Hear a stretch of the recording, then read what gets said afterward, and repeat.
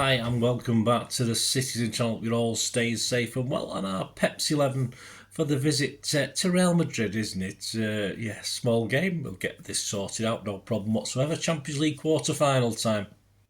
First leg, 9th of April 2024, 8 p.m. kickoff. It's on TNT Sports, this one, guys. If you're not lucky enough to be going over there, if you're going over there, please enjoy yourselves and come back safe. That's the most important on these European trips, isn't it?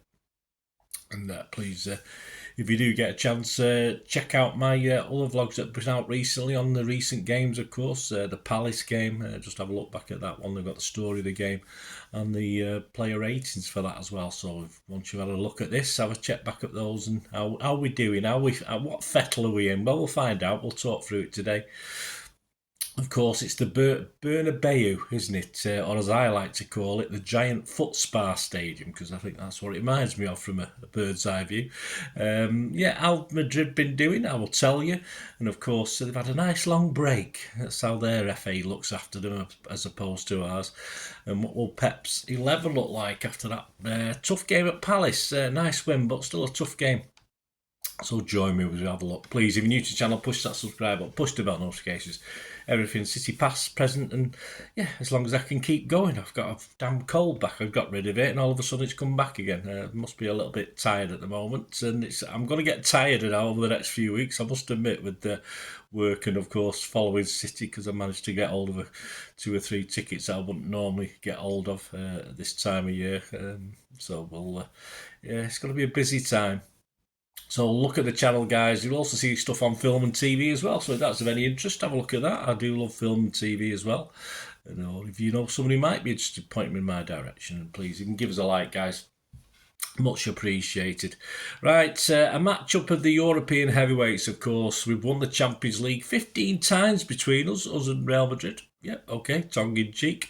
Yes, Madrid, in the round 16, of course, a 1-0 away win at Leipzig in the first leg, put them in the driving seat for this. But they were actually second best at times in the Bernabeu, and a less than comfortable 1-1 draw saw them stumble through to play us, yes, play the champions. So they managed to win 2-1 on aggregate, but they were far from convincing. But generally, they have been pretty convincing this year compared to other years. La Liga, they look nailed on for the title, really. Just 1 defeat all season, that's impressive stuff. And of course, early surprise contenders, Girona, have sort of begun to fade a little bit as expected, and Barcelona are only the real challengers, but it's looking far too late for a late challenge from them as well. Their top guys this season, up to the last game they played, Bellingham's 20 goals, 8 assists, Vinny Jr., 15 goals, 6 assists, Rodrigo, 13 goals, 7 assists, Joselu, 11 goals, 2 assists, and Brahim Diaz, I think I've heard of him, 7 goals and 4 assists. And this is what I'm talking about. Their last game was the 31st of March. So a nice 9-day break. See how Europe's top sides are looked after by the FA. But yeah, never happened with us, will it? Well, in fairness, it probably won't happen with other English teams as well. But I think we get particularly picked on, to be honest with you. And this is a Madrid side, seemingly for me, better than the one we played last season. And let's face it, if we are honest, I don't think we're quite as good as we were last season. We've seen glimpses, of course we have. But I think this and the home game is going to be a lot more difficult than it turned out last season. I think they will have watched that Palace game back and believe they can hurt us in certain areas. We have to admit it. Defensively, we looked a bit shaky at times. But I believe they're going to score in this game. How many is the question? And without Aki and Walker, of course, Walker we don't know, do we? He could make a sudden resurrection, but we have to assume Aki's nowhere near.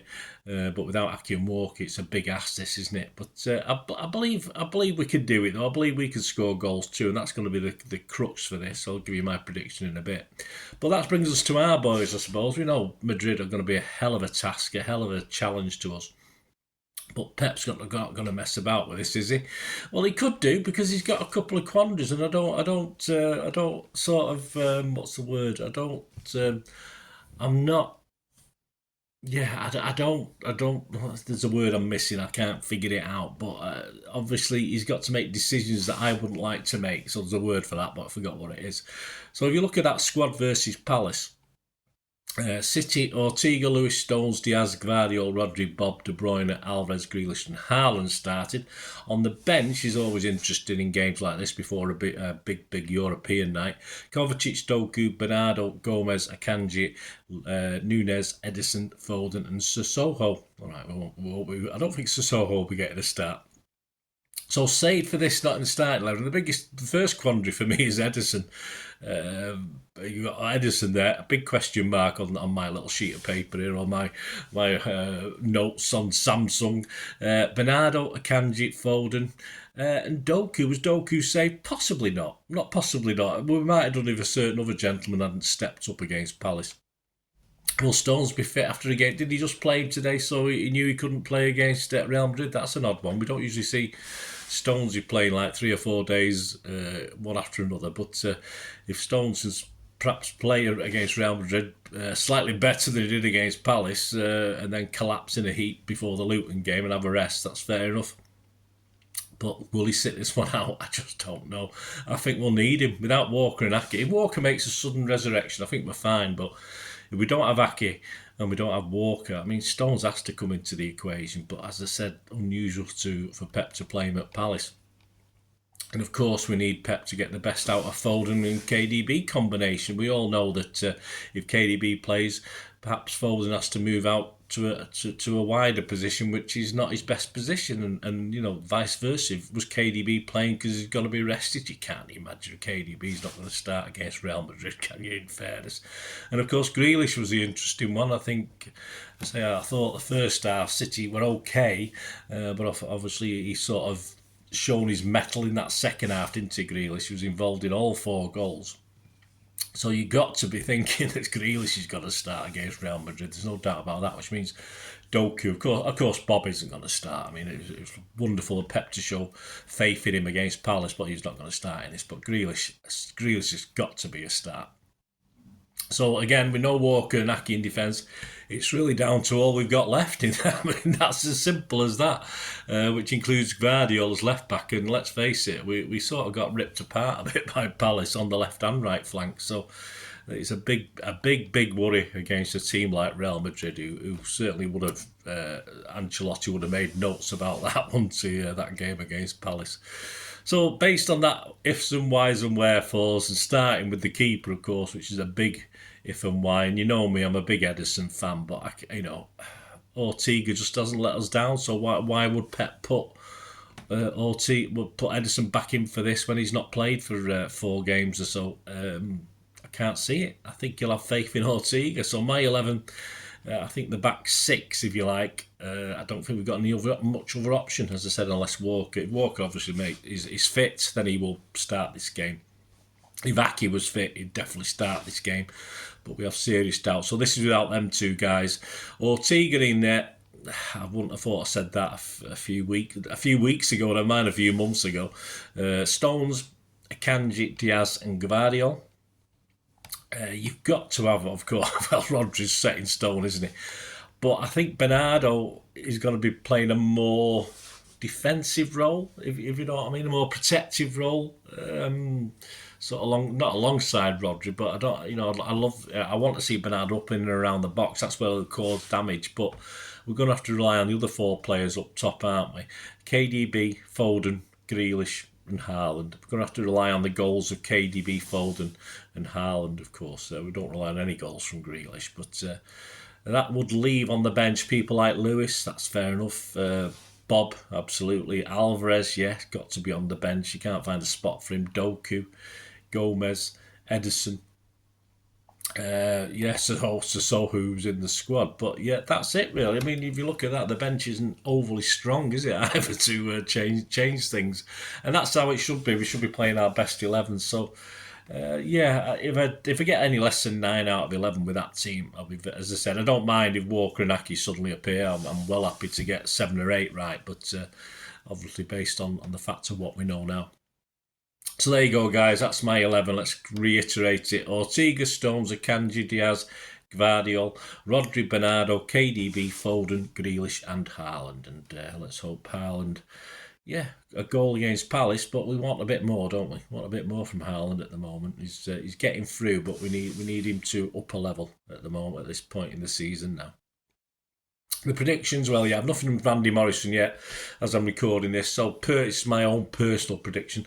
Personally, I'll take a draw with this. I would even hand on heart be honest and say I'll take even a 1-goal deficit, believing the week after we can do the business at the Etihad, and of course I don't think Real Madrid don't travel as well from the Bernabeu as they do at home. I mean, that's just my feeling. I've got no stats to back that up.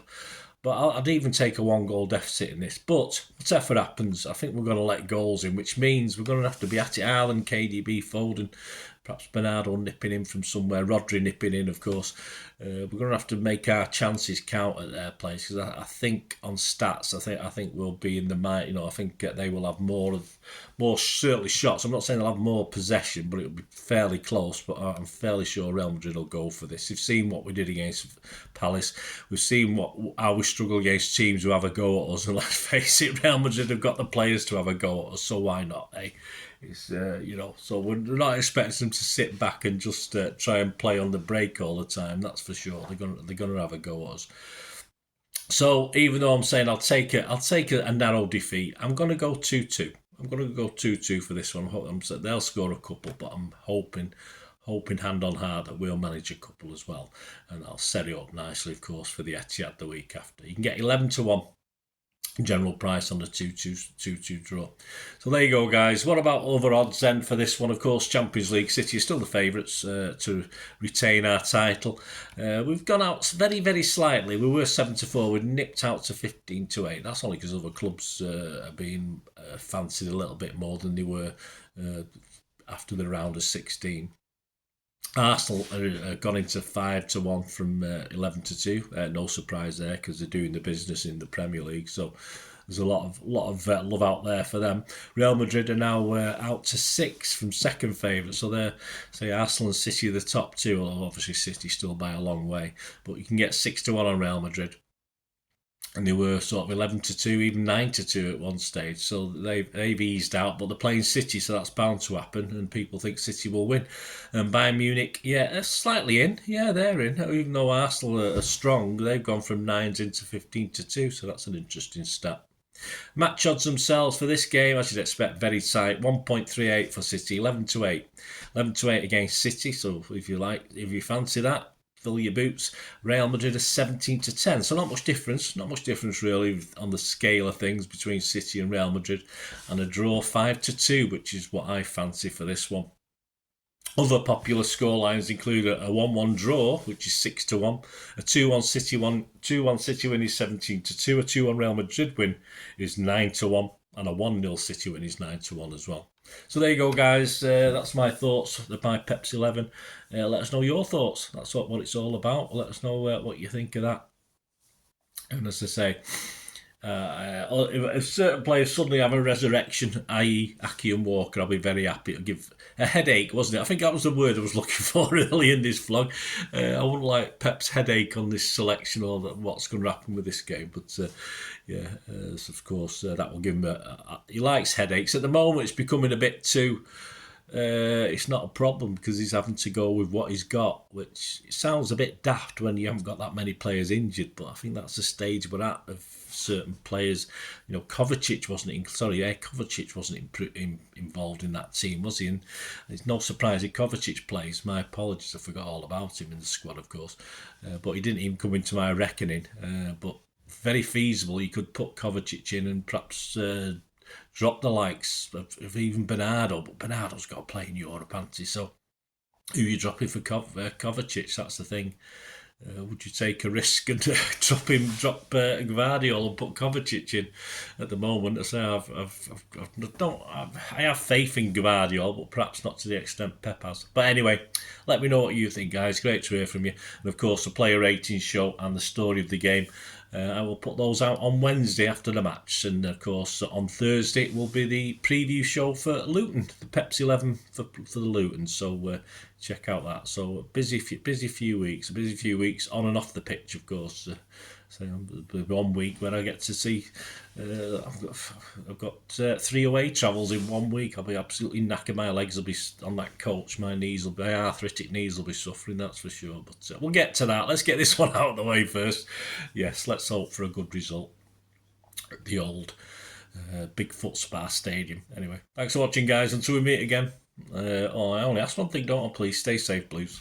Come on, City. Bye for now.